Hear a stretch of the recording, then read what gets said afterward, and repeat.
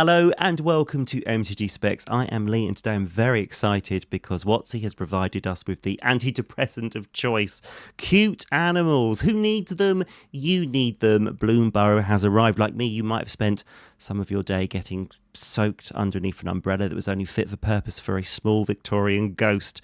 But I've forgotten all of that trial and tribulation because now I have cute animals on the mind, and I have the mechanics from this set on the mind too, and there are many of them. In fact, there are 5 new mechanics, the reason being that we have 10 different creature types associated with 10 different colour pairs that all want to be mechanically unique. That comes with some new mechanics, but the mechanics seem quite intuitive, and some of them are just rewarding us for things that we already do in Magic, like casting spells or filling up the graveyard.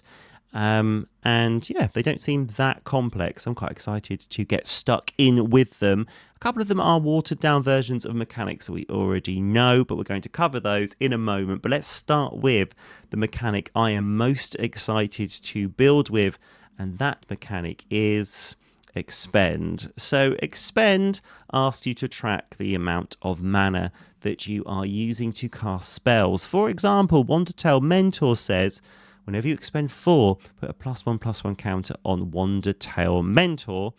This means as you spend your 4th total mana to cast a spell during the turn, you get that +1/+1 counter. And then with Moira Trash Tactician, whenever you expend 4, you gain 3 life. Whenever you expend 8, you exile the top 2 cards of your library, doing red things until the end of your next turn. You may play those cards. And what I really like about this is I've never had to track the amount of mana that I'm spending. I've never had to build a deck to try and play into a mechanic like that. That excites me. It's a new deck building proposition. It's a new way of playing the game. So really excited about doing that. I also like the fact that they both have a way of generating mana. So there's this sort of enabling their own mechanic, which I'm quite excited about. It's very Gruul. It's got that Gruul energy to it. Not the energy, the mechanic, but it's got that Gruul energy, that Timmy energy of producing lots of mana and then the rewards for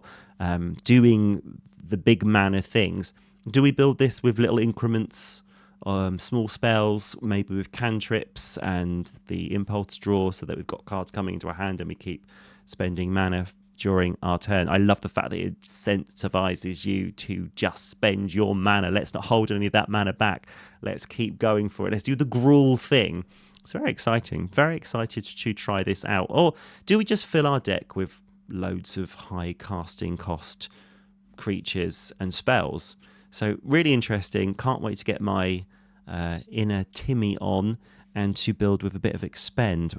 Note, you can't just tap your lands willy-nilly. You've got to be casting spells, but it seems really interesting. I will need to get hold of my spin downs to record the mana that I'm spending during the term. This is exciting. I'm looking forward to it. And it features raccoons. Raccoons are cool. Well, I think raccoons are cool.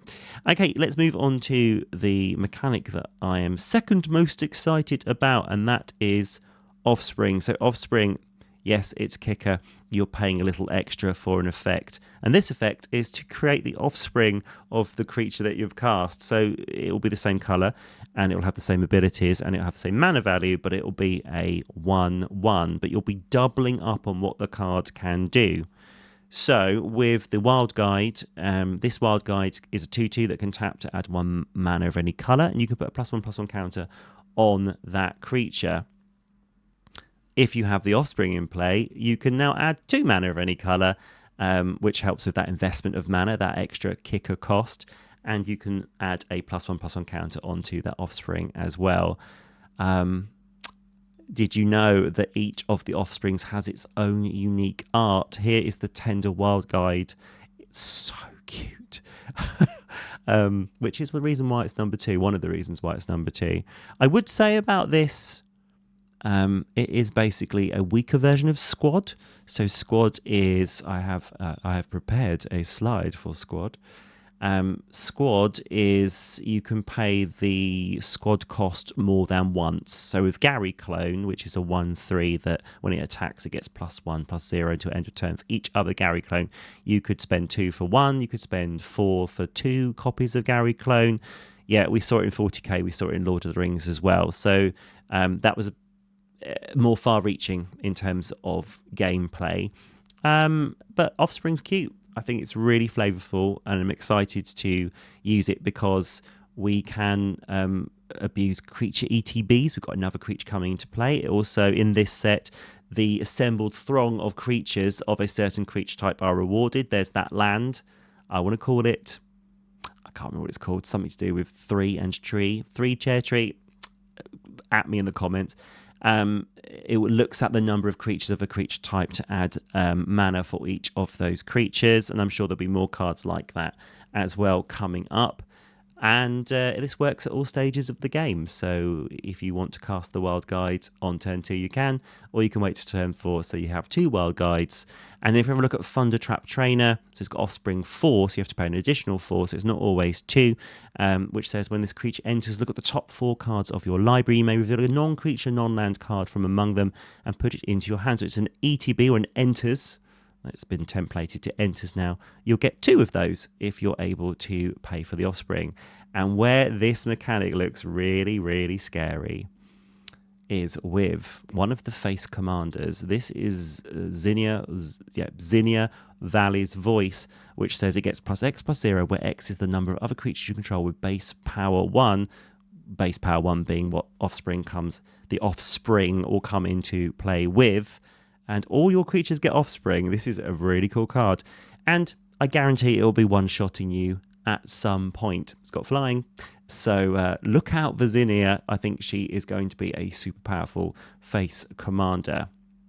We are going to go through to my third placed mechanic from the set, and that is Gift. So I think Gift is really interesting. Especially in Commander, because it's really political. We are giving our opponents something as a drawback so that we can have an additional something. So, for example, with Kidnap, you gift an opponent a card. It doesn't have to be the opponent that you might be affecting with the Kidnap, which is an enchant creature spell which says when Kidnap enters, tap enchanted creature. If the gift wasn't promised, you put 3 stun counters onto it, so you gain control of the creature. But if you don't give that card to an opponent, then that creature will remain won't be able to untap for 3 turns. I can't really see a world where you don't give them the card. I think this is the only issue with the mechanic, that on some of these cards I predict that you're just going to provide the gift, but who are you going to give that gift to? That's the most interesting part. So that's when you start having those political conversations about, do you want the gift? If we do that, then I would like a turn without you affecting my board. Those sorts of conversations that we've all had. So that's really exciting. And then there's a couple of other cards which have got gift on as well. So we have got the Gust here, which says gift a tapped fish. And this is interesting because you can give the fish, if you would like to exile target non-token creature, or maybe you just want to bounce. There's a card coming up which is incredible when you bounce it, my favourite card from today, which I'll be sharing with you soon. If the gift wasn't promised, then you return the creature to the battlefield under its owner's control for +1/+1 counter on it, so you can target your own creature and not have to gift the fish. This is where I think gift is done really well. It's like having these 2 modes to that, and you can choose not to gift it, and it's not going to be a major deal. Whereas with Kidnap, I think you're going to always give someone a card because you want to control the creature and you want it to be able to attack or be able to use its tap abilities. Wear Down, again, amazing card because you are gifting a card, and if you do that, you can destroy 2 enchantments and or artifacts. But if you don't gift it, then you are going to only be able to destroy 1, and maybe you only want to destroy 1, so you don't need to gift that card. It's a minor drawback to affect the board for 2 mana. So I think gift is really interesting, really political, and on certain cards I think you're just going to give the gift, but we will see. Let's move on to number 4 out of 5 mechanics, which is Forage. Forage is cool. I like forage. It's rewarding you for doing something that you're already doing, which is, filling the graveyard. It's in Golgari, and Golgari is very good at filling up the graveyard. What I'm most excited is that forage means more squirrels, and you might not know this, there's only actually 11 legal squirrels in Magic the Gathering, which feels strange because Chatterthang and Toski are such hugely popular commanders, but there isn't a huge amount of squirrels to go in there. You're usually making squirrel tokens instead. I like the fact that we have forage. I should probably tell you what it does. So forage involves you either exiling 3 cards from your graveyard or sacrificing a food to have an effect. So on the forager here, you add 2 mana in any combination of colours. And then with Camellia, the Seed Miser, this is the one that gives the squirrels menace. Whenever you sacrifice 1 or more foods, you create a 1/1 green squirrel creature token. But the forage part, which is 2 and forage, you put a +1/+1 counter on each other squirrel you control, which will get out of hand really quickly. And we've just had, well, not just had, but we had the Food and Fellowship pre-con recently from Lord of the Rings. There's loads of food support. So I think this will be a really popular mechanic. It's just not rocking my world at this point, but I'm sure there'll be some other excellent forage cards coming out as well. But yeah, you're filling up the graveyard anyway when you cast spells, when things are being destroyed. So now you've got something to do with that. And I think that's really cool. And especially because an influx of squirrels, which is nuts. I promised myself I wouldn't tell that joke. Okay, let's move on to number 5, which is Valiant. So Valiant is in a sense, it's a watered down version of Heroic, but actually it also does something better than Heroic as well. So with Heroic, let's have a look. So with Heroic, whenever you cast a spell that targeted the creature with Heroic, then you would get some kind of effect. And the thing that's good about Valiant is it's not just a spell, it's an ability as well, which I think is really important in Boros, where maybe you're not getting as many cards into your hand, and if you have to target with a spell and then you don't have any other spells knocking about because you haven't been able to draw the cards. I know white is great at drawing cards now, and red has impulse draw, but there are other colour pairs that do it better. I think it's great that you can actually target things with an ability as well to get that effect. However, Valiant is the first time each turn, so it's capped at 1 time each turn, and I think that's the reason why I'm a bit lukewarm on it at the moment. And we haven't seen a lot of Valiant cards, so this is a common and an uncommon. Who knows what shenanigans are going to appear on Valiant cards in the rare to mythic? Maybe is going to blow my socks off and I'll be eating my words. The Valiant here is with the Guard Mouse. It says whenever Veteran Guard Mouse becomes the target of a spell or ability you control for the first time each turn, it gets +1/+0 and gains first strike until end of turn. Scry 1. And with Seedglaive Mentor, which has Vigilance and Haste, whenever Seedglaive Mentor becomes the target of a spell or ability you control for the first time each turn, put a +1/+1 counter on it. Both effects that will be wonderful in Limited. I'm excited to see what this looks like on a rare and a mythic, but for now I am a bit, as the kids say, mid. Let's move on to the really cute way that we're templating modes in this set, and I don't expect to see this return unless we have another cutesy set, because we're using the little paw prints. They're very cute.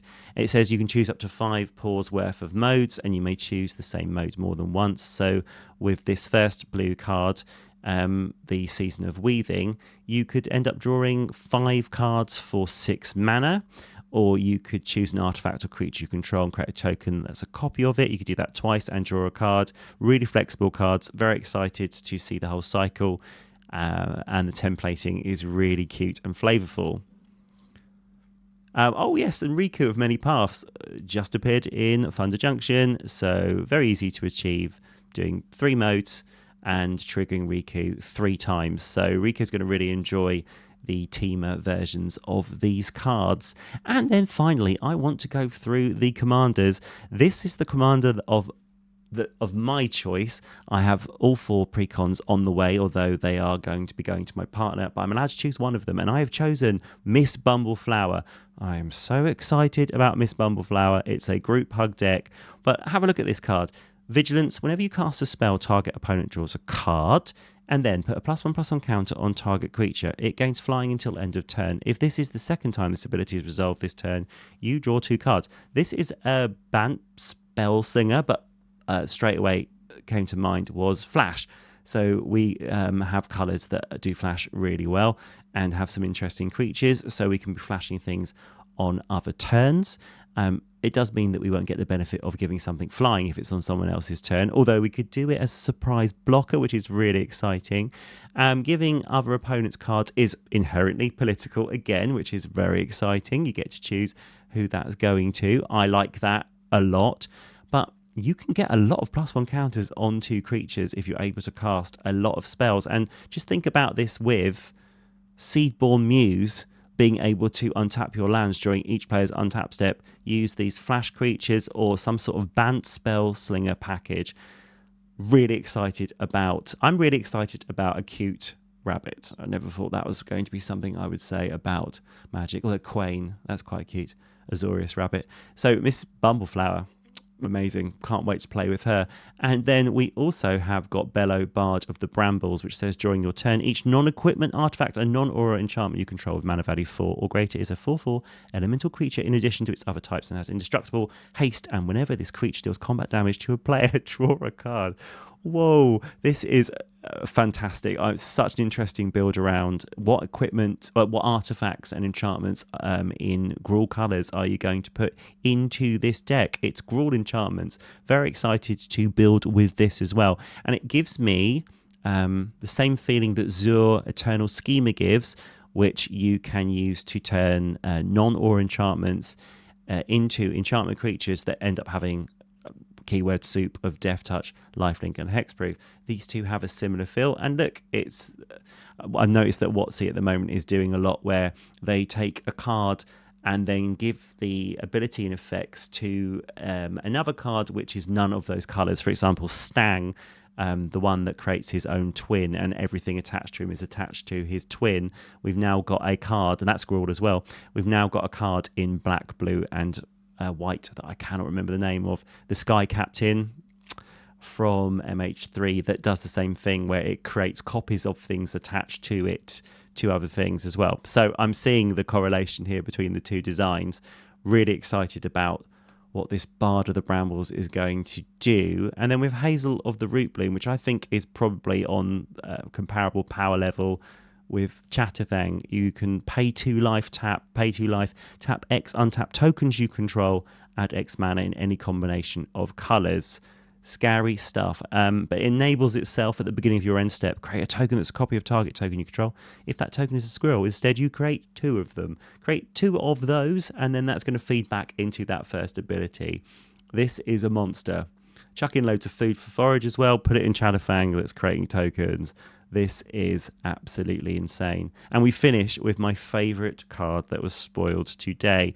Not only because I played Bernard and I would like this to come into play, and then Bernard sees it being sacrificed and brings it back and triggers everything again, but because it is bounceable. This is Beza or Beza, the Bounding Spring. When it enters, create a treasure token if an opponent controls more lands than you. You gain 4 life if an opponent has more life than you. You create 2 1/1 blue fish creature tokens if an opponent controls more creatures than you. You draw a card if an opponent has more cards in a hand than you. Bounce this and do that all again. This is insane. A 4/5 for 4. It's just checking if it's rare or mythic, and I can't tell because of the colour on the screen. Oh, it's just a rare. Oh wow, this is amazing. I will have a copy of this, please. Can't wait to play with it. This is nuts. This is doing that white thing of overcompensating for years of being behind, and I am here for it. Well, that was my day 1 wrap-up of Bloomburrow. Very excited about all these mechanics. I am going to be doing upgrades for all of the precons. I did that with Fallout. They were very popular, so you might like to drop a subscribe on the channel. In fact, if you enjoyed this humble free content today, a like and subscribe would mean the world to me. I'm going to be doing my usual off-the-wall janky deck text for some of the legendaries being spoiled. And as we have all the precons arriving, we will get the crew together and produce an MTG Spectacular for you, so you get to see some gameplay as well. Well, thank you for choosing to spend your time with me today, and I look forward to seeing you soon to discuss more Bloomburrow beauties soon. But until then, I have been Lee, and this has been MTG Specs.